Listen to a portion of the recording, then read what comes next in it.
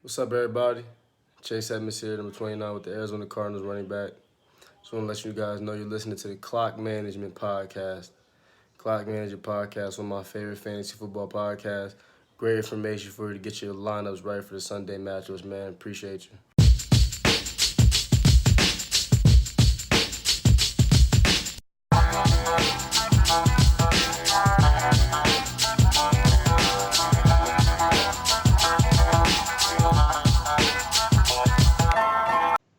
Hey guys, it is the 2nd of December 2019. I nailed that.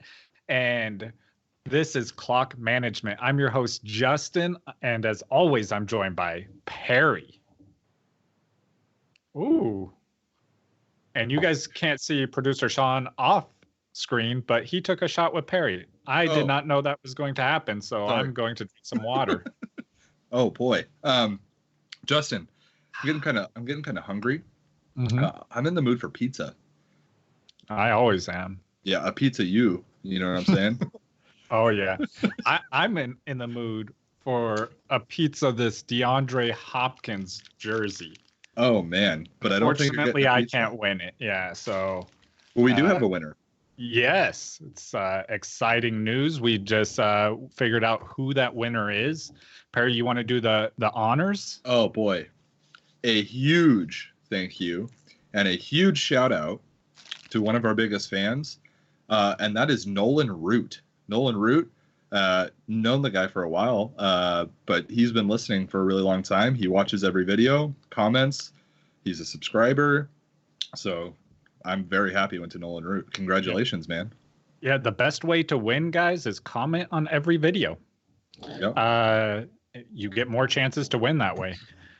Also, we will be giving away a Mark Ingram jersey during these playoffs. Fantasy playoffs, right? Yeah, fantasy playoffs. Of course, it's a fantasy podcast. You know what that means? You guys have 4 weeks to get all your comments in on the videos, starting with this video.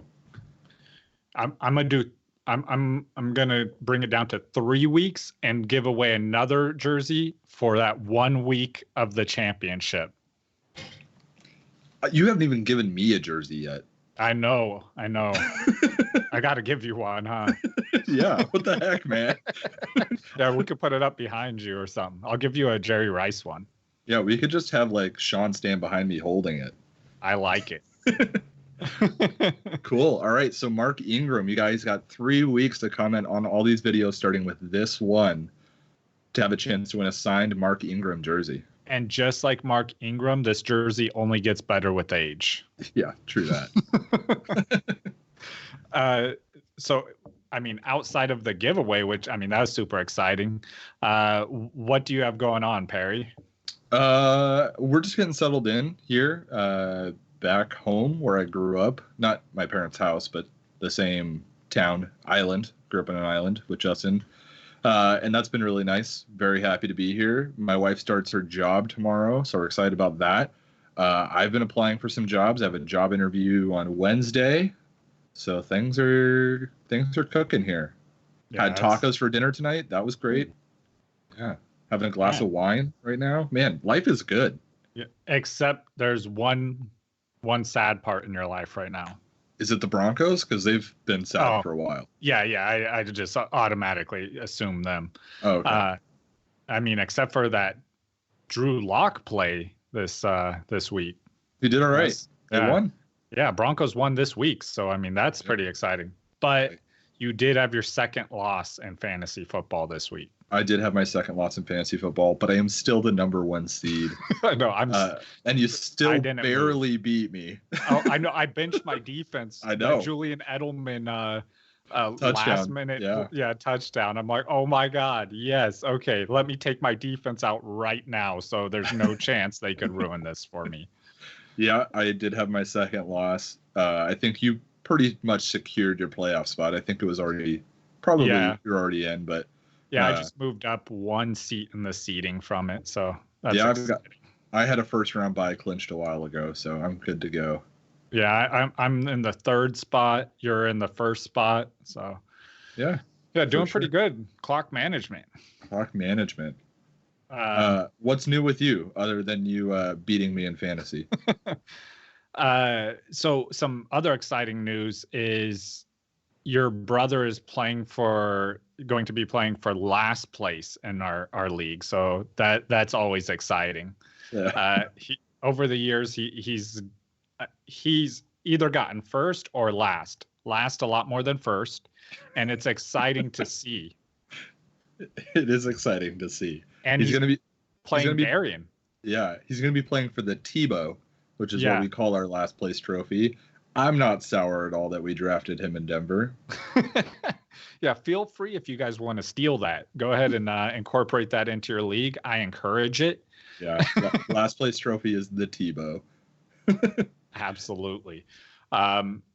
Yeah, we even got a Tim Tebow action figure, put it on a trophy. Oh, it's good. Yeah. Yeah, we went all out on it. All right. But yeah, so that's basically what's new with me. I think what's new with you is that you won fantasy and my brother lost. Yeah. That's what's new with you. Yeah, it's exciting. Well, all right, let's get into the news. All right, first piece of news actually comes from tonight's game, which we'll quickly go over real quick, chat about it after the news maybe. But Dalvin Cook was questionable to return to the game. He left the game with a shoulder injury. He had racked up 64 yards and a touchdown. He was playing well, just like you expect from him. And they pulled him out. We're not sure what the deal is. He could miss a little time, possibly. But I do think Madison was playing well. That Dalvin Cook coming back wouldn't have really changed the outcome of the game. So maybe they were thinking, hey, we're just gonna, Alexander Madison's playing well. We don't need to bring Cook back tonight. We don't know. We probably won't know more until tomorrow or Wednesday even. So yeah, something to monitor. And Justin and I brought it up the last 3 weeks. Get your handcuffs. If you owned Dalvin Cook and didn't own Alexander Madison, this is your fault. Yeah. And with Alexander Madison specifically, we told you that week 1. Yeah, we did. I've been excited about Alexander Madison since preseason. I've been preaching him all year. So we have him do our intro. Yeah. That tells you how we feel about him. Yeah, he's very good. So if he is available on the off chance, go make that not the case anymore. But let's move on. TJ Hawkinson, tight end for the Lions, is headed to IR after this week. He had a ankle injury this week. You played him. Yep. You had him in your lineup. I was excited when I didn't see very many points from him, but didn't end up helping me. So he is headed to IR. His season is over, it's better than the 0 points he put up for me the week prior to that. So right. I was excited about that. And in our league, we have a limit of ad drops, but there is an obscure rule that will benefit me for the second time in our league history, where if there's an injury and you don't have a backup, you get an extra ad drop to pick up a player. Yes. It's sad to see because he's had flashes of being very good this season. So tight end's a very difficult position to play in the NFL. A lot of rookies don't do well. It's unusual that we have young guys doing so well in the tight end position right now. So TJ Hawkinson next season might end up being very good. I might be pushing him come draft time. We'll see.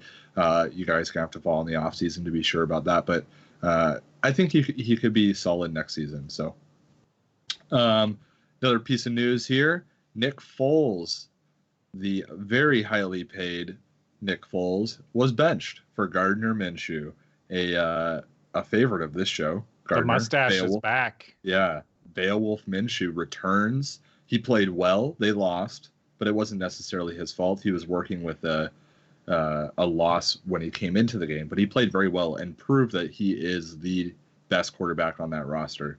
I see this as a permanent switch at the position. I don't know if you agree, but I don't think Nick Foles will be starting for the Jaguars again this season or next season, barring an injury from Minshew. Now, I got a question for you, though, Perry. Whose agent is better between Kirk Cousins and Nick Foles? Kirk Cousins, for sure. Nick Foles actually will go out and win a Super Bowl and then get paid. Kirk Cousins. Sean and I were just watching the game, and the stat for Kirk Cousins was games that he is trailing in the fourth quarter, he's 1-27.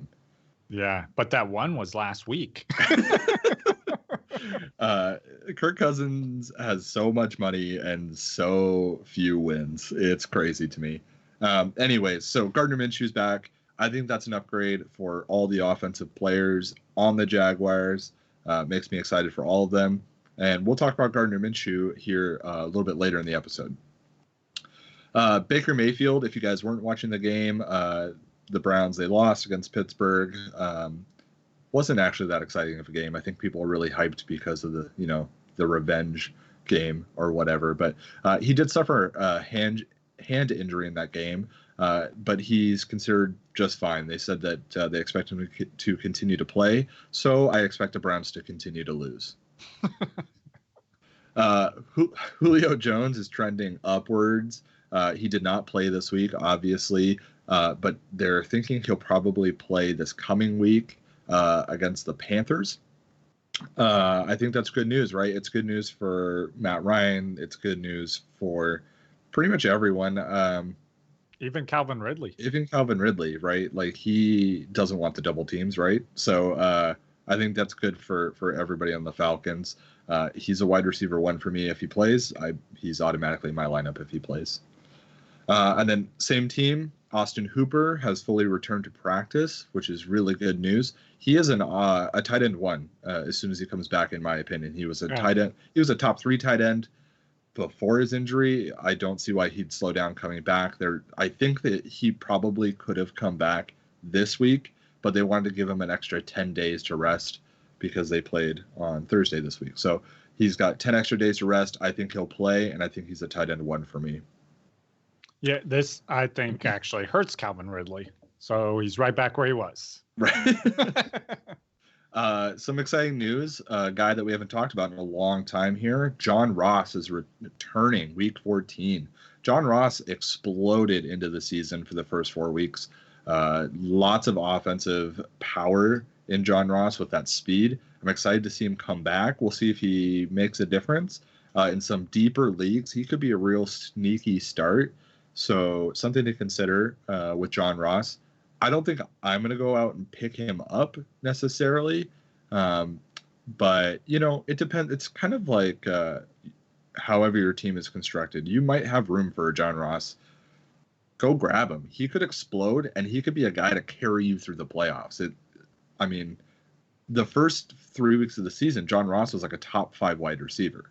Yeah, So, I think that there's a good chance, though, that he could disappear again as well. Like, I'd have to be hurting at wide receiver to risk it for the first, Sure, for sure. I completely agree. But you might be somebody that is dealing with the Odell Beckham crap, that's how I'll put it. And, John Ross it could happen. I don't know. I don't know if I'm going to throw him in this week, but if he shows up and has like 6 receptions for 80 yards and 2 touchdowns, it could happen. It really could happen. We'll see.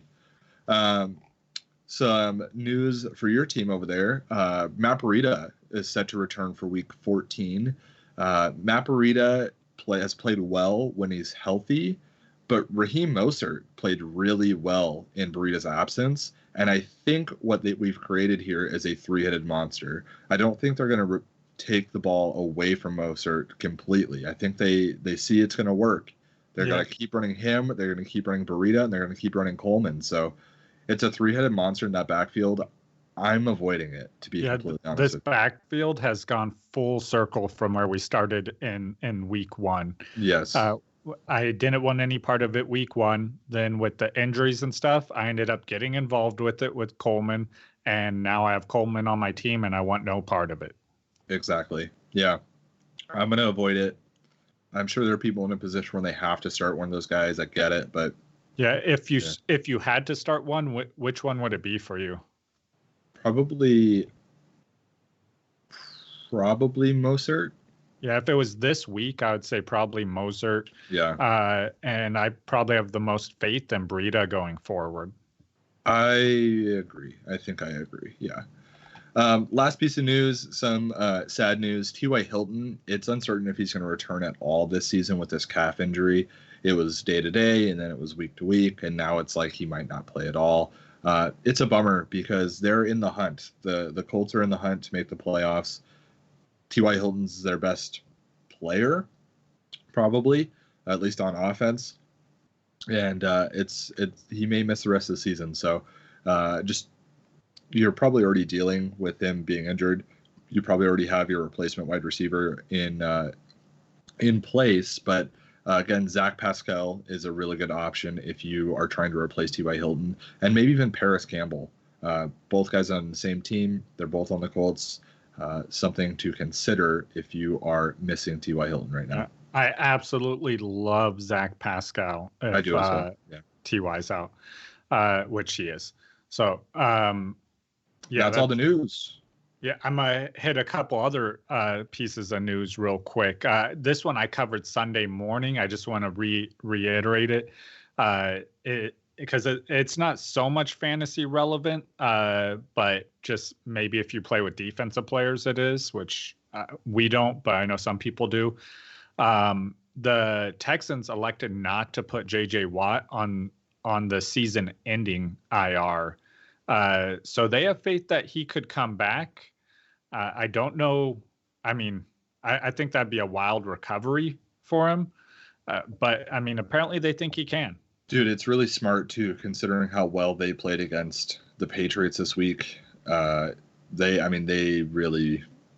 I know the game ended up being fairly close, but they beat the brakes off the Patriots. Let's be honest. Oh, yeah. And that means they are going to probably make the playoffs, and they're probably going to do well in the playoffs. And if they have J.J. Watt in their back pocket for the playoffs, could be good. Yeah, if he came back like towards the end of the playoffs, that could transform him. Yeah. And dang it, I just completely forgot what the other one was I was going to talk about. So I'm going to get straight into the news no one cares about. Oh, boy. Yeah. Oh, boy. So this one, I mean, it actually had fantasy relevance, but it was just craziness. Touchdown pass from Hopkins to Watson. Yeah. Like that was wild. There's a big debate going online on Twitter whether it was a forward pass or not. It was definitely a forward pass, and even if it wasn't, you give him the forward pass because I want my touchdown pass from Hopkins. So right. And then why is that news nobody cares about? I care about that. That's why I said it has fantasy relevance. It was just such a crazy play. I had to cover it because it was the reverse play. Like the Hopkins threw the pass to Watson.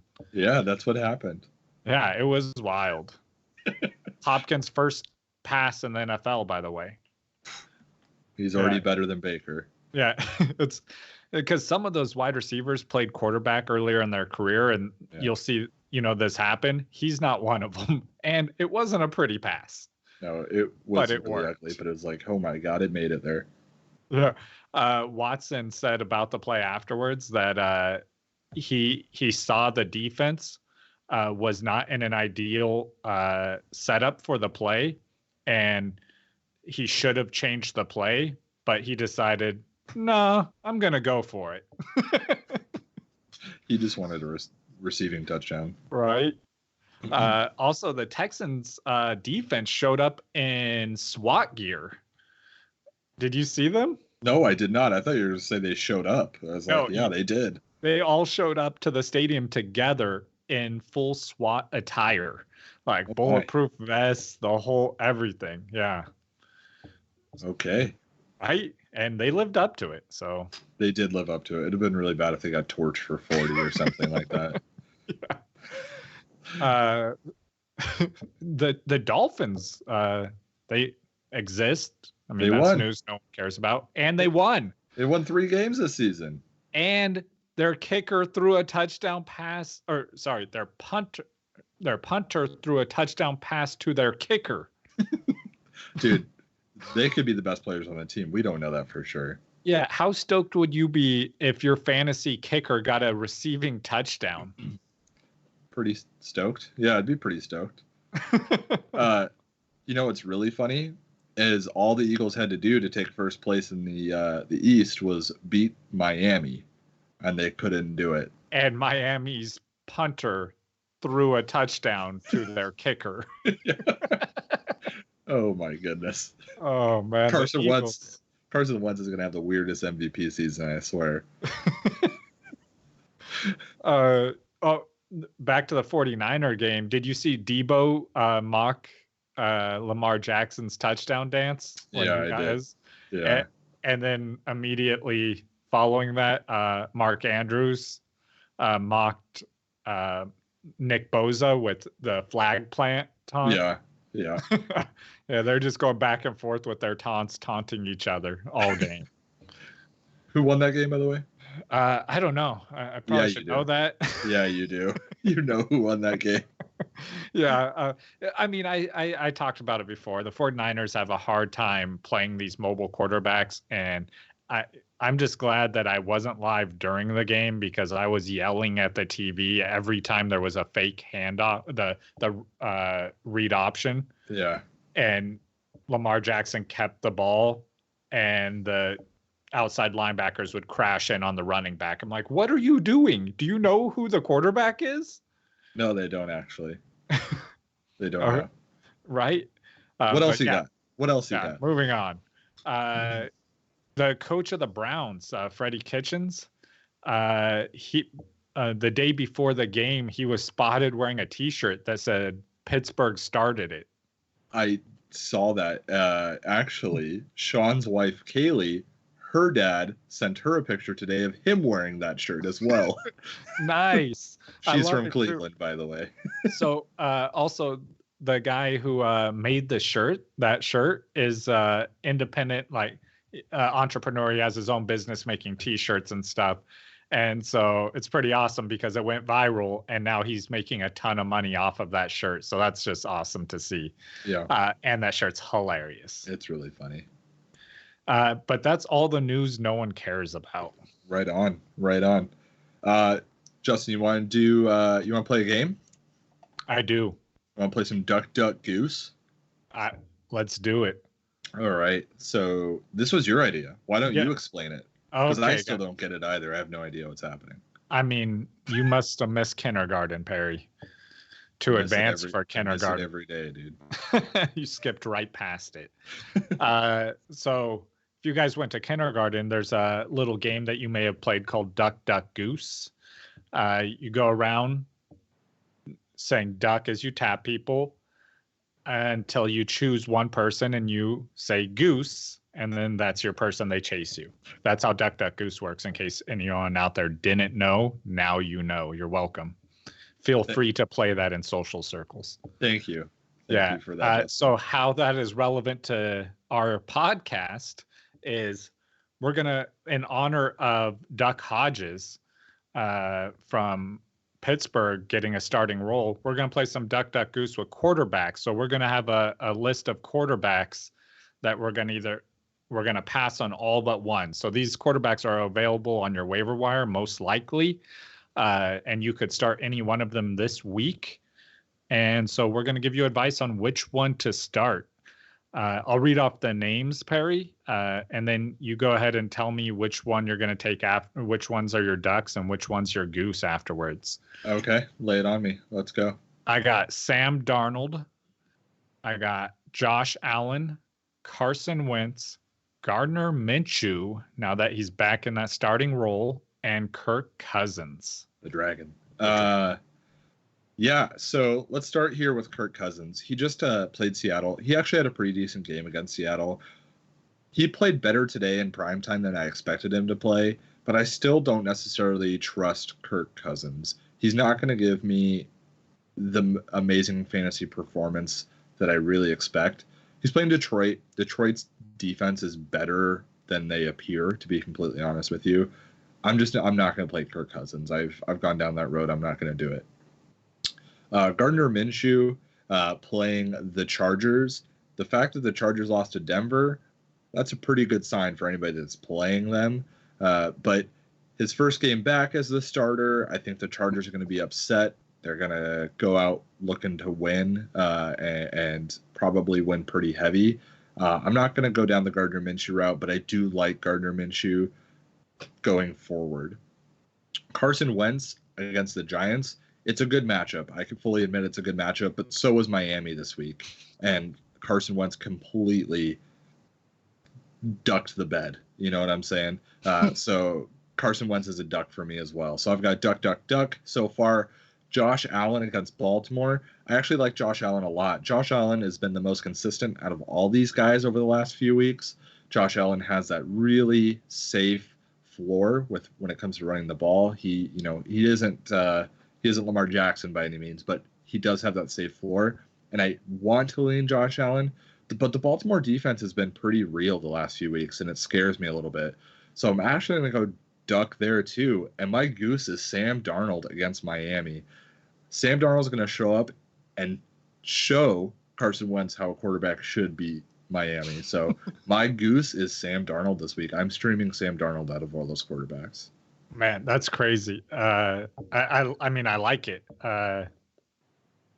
So I obviously like Sam Darnold. I talked about that in his matchups through the show, but I didn't choose him here. He's a duck here for me. Carson Wentz was an easy duck for me. Gardner Minshew, again, a duck for me for all the reasons you stated. I've been ducking Carson Wentz all season. Let's be honest. Yeah, he's been ducking my starting lineup. Yeah. So, and my bench. So this one came to me. It was a hard choice here. I was getting nervous as I was going past these two guys, Josh Allen and Kirk Cousins, on which one I was going to call goose on. And Josh Allen for the exact reason you stated about his rushing floor and also that defense he's going against that's been doing really good. So I passed on him as well, and I went with the Dragon. I'm getting chased by the Dragon on this one. Kirk Cousins. I think he performed today. He's had a decent second half of the season. Yeah. And I think that he's going to be in the top 10 of quarterbacks against Detroit. I'm not telling you he's going to be a top 5 quarterback, but if you're streaming quarterbacks, that's not a bad option for you. So I'm going with Cousins. I see where you're coming from. I guess when it came down to it, to me, was I'm pretty sure Sam Darnold is going to be a top 10 quarterback as well. But like you mentioned, Kirk probably isn't going to be a top 5 quarterback. But I think Sam Darnold could easily walk away this week as a top 5 quarterback against Miami. Yeah, so I agree with you. I think that Sam Darnold has the higher ceiling. But I just think that for me, I think Kirk Cousins is the higher percent chance of finishing in the top 10. But the lower percent chance of finishing in the top 5. Sure, for sure. Okay, there's duck, duck, duck, duck, goose with Justin. Nailed it. And if you guys ever want to play duck, duck, goose, I mean, I'm your guy, so. Apparently. All right, let's get back to our usual stuff here. We'll talk about the studs and duds this week. We'll just jump right into it right here. I've got a list of studs that we can go over, Justin. Let's start with Deshaun Watson. A stud, an unlikely stud if you look at who they were playing in New England. The only other quarterback to really do anything against them was Lamar Jackson, who is now the MVP, barring a disaster. He went 18 of 25 for 235 yards and 3 touchdowns. And, as Justin alluded to earlier, caught a touchdown pass. 6-yard touchdown pass for his 4th touchdown of the game. So Deshaun Watson was the number 1 quarterback, I believe, in scoring this week. Or was it? No, Lamar Jackson didn't have a huge week. So, yeah. So Deshaun Watson, I mean, there's not a whole lot of analysis here. We love Deshaun going forward. There's no way you're sitting him at any point. The only team I would have been concerned about sitting him would have been New England, I believe. Maybe the Niners, but they don't play the Niners. So, I'm starting Deshaun Watson the rest of the season, no problem at all.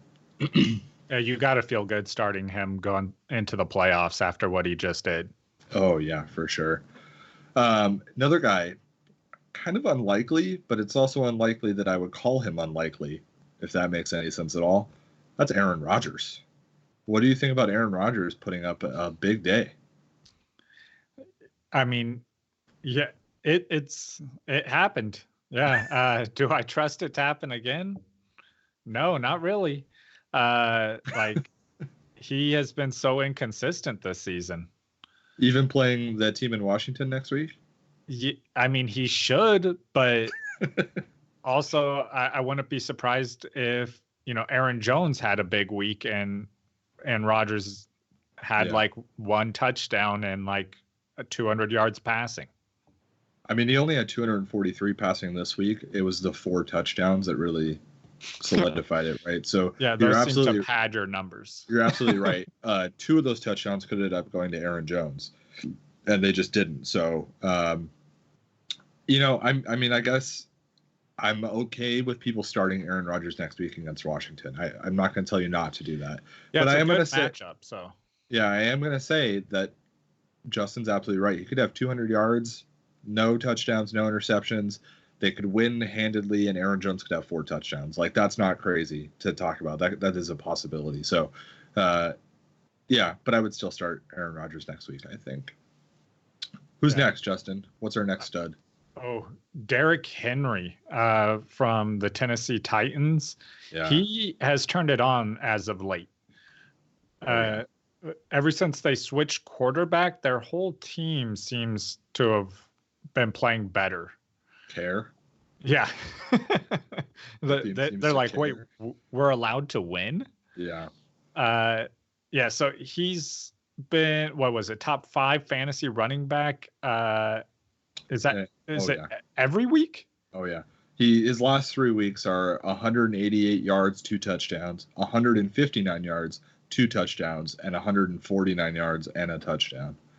Yeah. Derrick Henry is ruining people's day. Yeah. Oh, yeah. And making people's fantasy days. Yes, absolutely. He's playing against Oakland next week, which is a horrible run defense. He's even been catching the ball out of the backfield too a little bit, which is crazy for him. That's not really his MO. He's got 3 receptions, 2 receptions, 1 and 3. In fact, awesome. They brought in a whole nother running back who that was his forte, and now Derrick Henry's getting that work. Oh, when you said forte, it made me miss Matt Forte. Yeah, and that kind of was his forte as well. Yeah, it was. Derrick Henry. He's got Oakland, Houston, New Orleans for the next 3 weeks. That should take you through the fantasy playoffs there. New Orleans scares me a little bit. The other 2 don't at all. You got to keep riding Derrick Henry. Derrick Henry's going to be at least a top 10 running back pick next year. Probably top 5 at this rate. We'll see how it works out. Yeah, I wonder if he trails off with his fantasy points a little bit in the next couple of weeks, if he falls back in those drafts, which I'm kind of hoping for, so I can draft him next season. And I hope you forget too, so I can draft him next season. I will not forget. So the next guy we got is another Green Bay Packer here with Davante Adams. Another big week from him. This is the type of stuff that I know we expected from him coming into the season. Yeah. He's had some injuries, and Aaron Rodgers hasn't had the season we've expected, so that's hurt his stats. But Davante Adams did great this week. He had 6 passes for 64 yards and 2 touchdowns. Right. And it was his 2nd and 3rd touchdown of the season. That's really where he's been hurting you, is the lack of touchdowns. So it's really nice to see him find the end zone 2 weeks in a row. Yeah, I mean, that's a guy who, if you have him, you're starting him. And especially because since he was injured for multiple weeks, like, you can't really be that upset with him not performing. It's not like he's a player that just hasn't been playing well. Right. Yeah, next week against Washington, definitely auto start. I expect him to have another nice week. He's got Chicago week 15. That's a little scary, but Chicago's defense hasn't been quite what we'd expected it to be. I'm still going to start him. And then against Minnesota, we just watched the Seahawks completely. I mean, they threw up 34 on them, so I'm not too scared of Minnesota either. So we got some guys that came out of nowhere came out of nowhere. James White, running back for New England, 33 fantasy points for James White. I think this had a lot more to do with the fact that they were trying to play catch up. He catches the ball out of the field a lot. He had 11 targets out of the backfield for 98 yards and 2 touchdowns, 78 yards on the ground. I mean, it's the same thing with all the New England running backs. You've been saying it all season. I tried to believe in Sony Michel. We don't know. We don't know who it's going to be any given week. So James White might be the safest at this point because he catches the ball in the backfield. How do you feel about that? I mean, I don't disagree with it. Like you said, I had faith in Sony Michel starting the season. I just lost faith quickly in him. And yeah, he could be, and it also could be Sony Michel's week next week. Yeah, that's exactly what I mean. We have no idea. Man, this next guy, I'm excited about him. Is on the Sunday show when I went live on Sunday, someone was asking, a couple people were asking about receivers. So his name came up a couple times. And I was just happy because I told people to start this guy. And I don't know if you saw in our Twitter, our Clock Management Twitter in the messages, someone sent a message. They're like, thank you so much for telling me to start Devontae Parker. Yeah. And that's just a good feeling when you give someone that great advice and then a player performs at this, like he has Huge been. Day. Huge yeah. Day. He had 2 touchdowns, 159 yards on, was it 7 receptions? 7 receptions, 10 targets. Again, he's had double-digit targets. He's 4 straight weeks. Yeah, he has been a top 10 receiver for also 4 straight weeks. I think actually 6 weeks at this point. And no, that's not true. Is it not? Okay. No way. Yeah. I'm gonna have to look at it. It's quite a few weeks he's been doing very well. Yeah, he's been a top wide receiver it may have been top 12, but he's one of the top wide receivers and one of the most consistent wide receivers in the NFL right now. And that's just awesome because he's playing for Miami and he's not a big name. And going to the playoffs, he has a very nice set of matchups here. The New York Jets next week. Not that scary, really. I think they're going to be playing catch up. They're going to be throwing the ball a lot. They've got the Giants after that, and then they've got Cincinnati for championship week 16. Your championship should be week 16. Please don't make your championship week 17. That's just not smart. So he's got good matchups going forward. I'm starting Devontae Parker in every league that I've got him every week going forward until further notice. Next guy to talk about, this one, Justin, I hate saying it. I bet you really hate seeing it. Darius Geis, 26 fantasy points. How do you feel about Darius Geis putting up 129 yards on 2 carries with 2 touchdowns? Real quick, so he hasn't been top 10. What it was he's been over 12 fantasy points for the last 6 weeks. Oh, okay. Yeah, which is there's been 2 weeks in those weeks where he wasn't in the top 10. So I'm not arguing with you. I know. I was just clearing it up. I know. I'm also trying to avoid that conversation because that's horrible. Who wants to talk about Darius Geis? No, I hate it, but I think that he's a good play. No, I hate it. No, I think until he's injured again, he is. I think he's their number 1 running back, and they've switched quarterbacks, and they want to see what these younger players have, what they have in these younger players.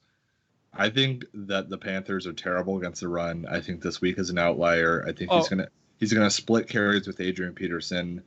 I'm not starting Darius Geis, and I'm telling you all, don't start Darius Geis. Don't do it. So he's not going to get you the points he got this week. I don't think he's going to get you half the points he got you this week. I think he could. No.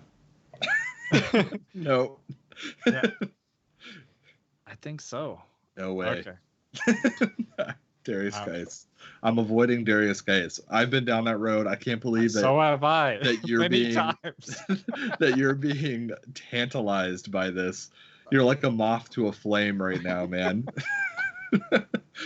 All right, let's talk about the next one. A tight end. Real quick with Darius Geis. Speaking on the negative side for him, he did only have 10 carries on this game.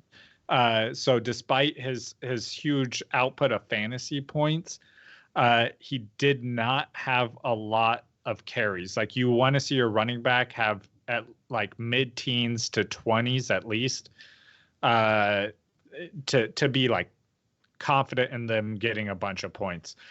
So I could see him getting a touchdown next week. So that's why I think that he could sneak into those double-digit numbers again. But I think if you're hurting severely in a running back position, that you might be able to play him in a flex spot. It's not something I'm going to do confidently and be happy about. Then you're not in the playoffs. Let's be honest. That's probably accurate. Let's move on. Let's move on to this tight end. Tyler Higbee, tight end from the Rams. Man, we keep talking about Rams tight ends. They just keep popping up. Another one. Another one. Another one. What do you think about Tyler Higbee putting up 20 fantasy points this week? Hold on. Who was that against? Who was that against? That was against the Arizona Cardinals, who have given up huge points to the tight end all season. So the point being here is, I'm okay with doing the Vance dance this week because of Tyler Higbee. Oof, I am not doing the Vance dance. I'm not okay doing the Vance dance. I mean, next week the Steelers play the Cardinals, and as we just talked about, the Cardinals love to give up fantasy points to tight ends. Yeah, it's a pastime of theirs. They look to spotlight each team's tight end, and they're really good at it. I don't expect Tyler Higbee to put up 20 fantasy points again this coming week or any coming week, to be honest with you. But with Gerald Everett out, I do think he's a possibility to score a touchdown. Yeah, if you don't have one of those top 4 tight ends, fine. Yeah, if you want to throw Tyler Higbee in there, go right ahead. I don't. That's what I was just gonna say. At this tight end position, if you don't have one of those top guys, what you do is you put all of the other active tight ends on a giant wheel and spin it, and you see what comes up. You're like, Tyler Higbee, here we go. Yeah, Tyler Higbee. Who? No, I'm just Vance kidding. McDonald. Here we go. Yeah, no Vance. No Vance. You did the Vance dance at our draft at the bar, and look what it did to you. Yeah, you've been playing the tight end dance all season. Yep, and it's coming full circle again. Here we go.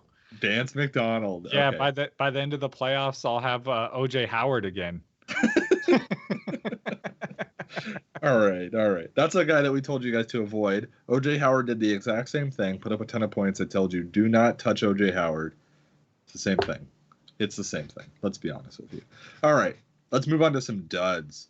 I've already made fun of this one a few times on this episode. Baker Mayfield, 9 fantasy points in the big revenge game.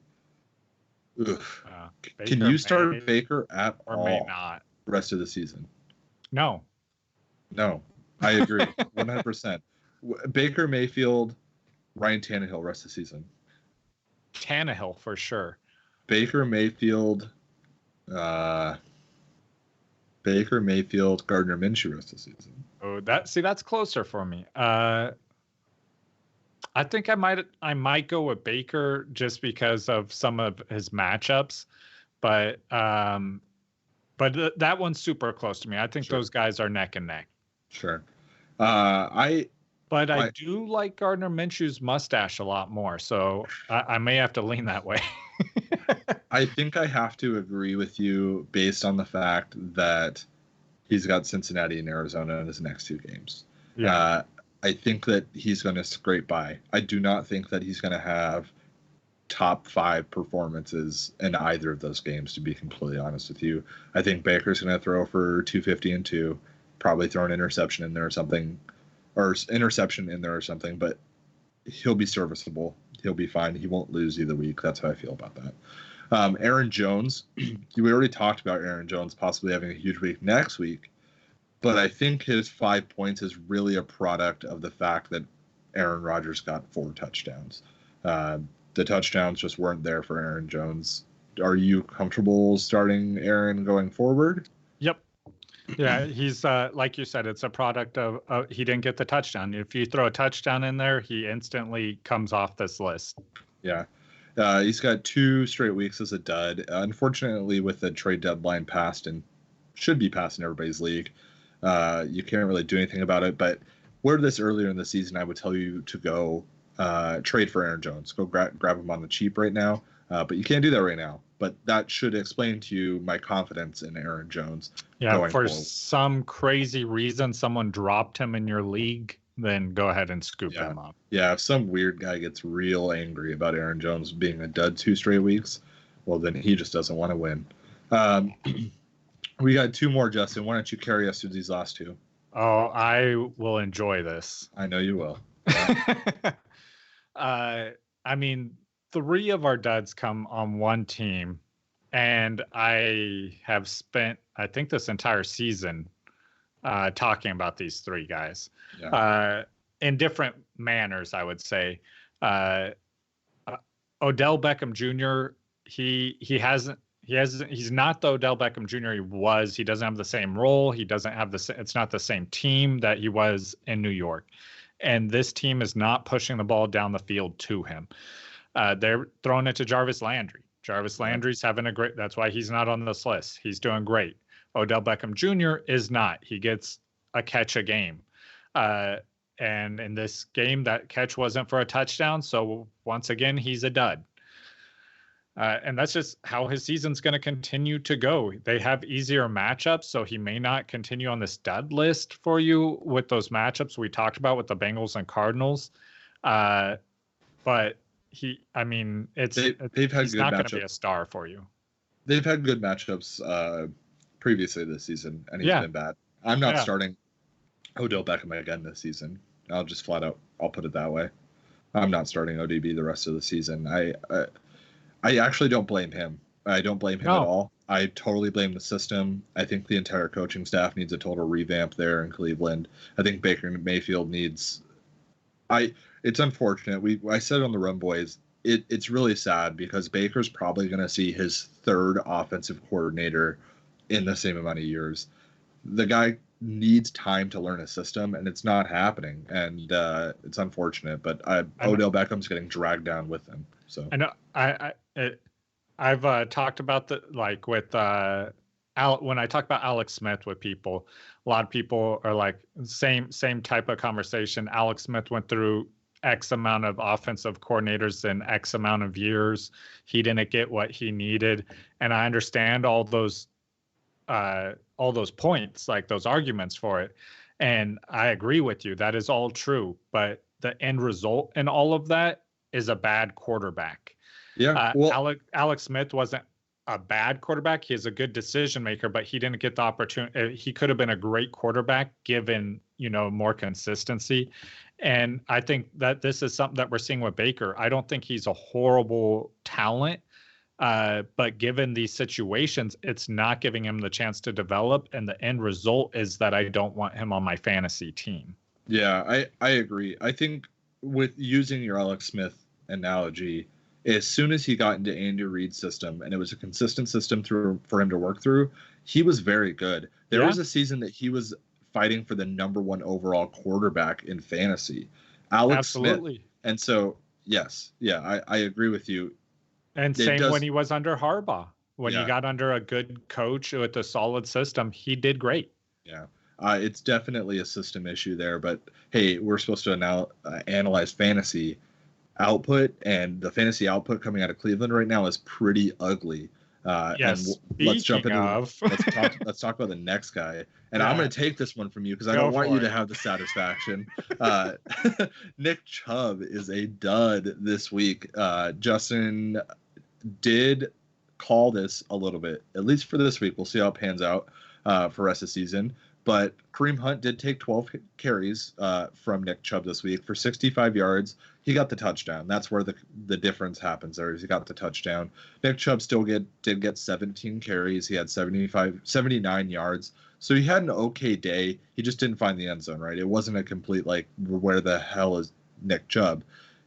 It was not a great day. He didn't find the end zone.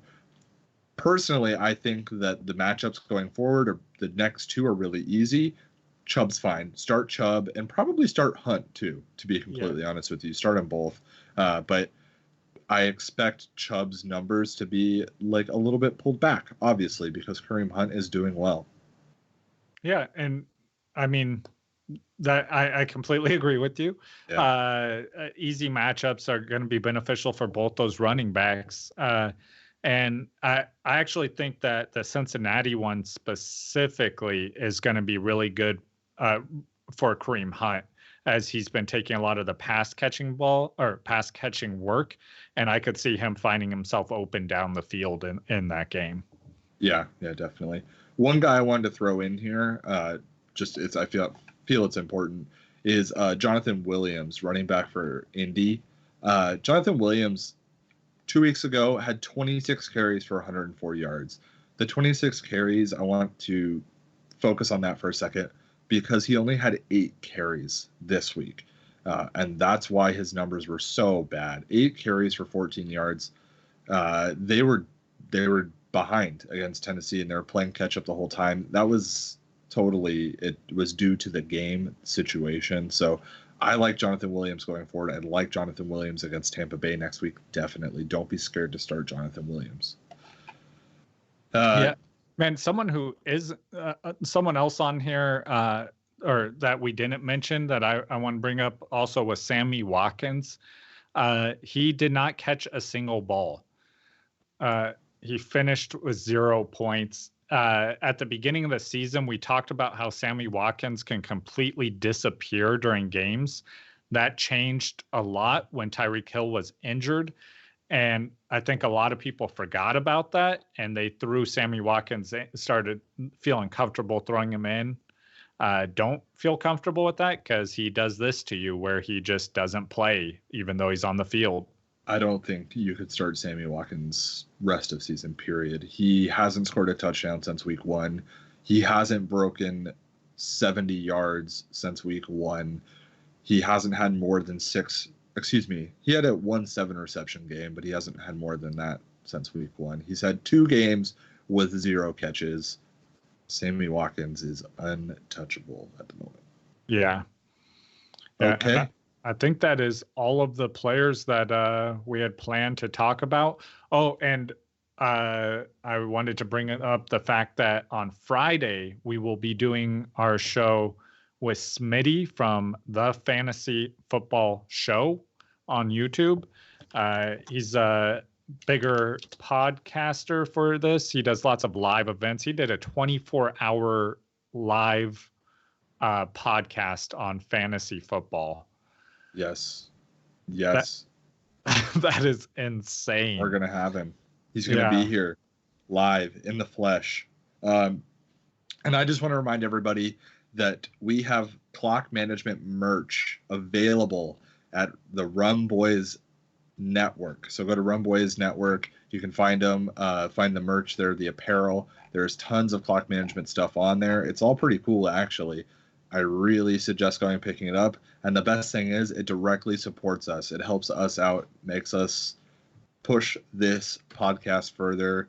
We can improve it in a lot of ways with your guys' support. So other than that, congrats to Nolan Root on winning the jersey, and we'll see who wins the Mark Ingram one in a few weeks here. Make sure you comment on the video. Peace out, Cub Scouts.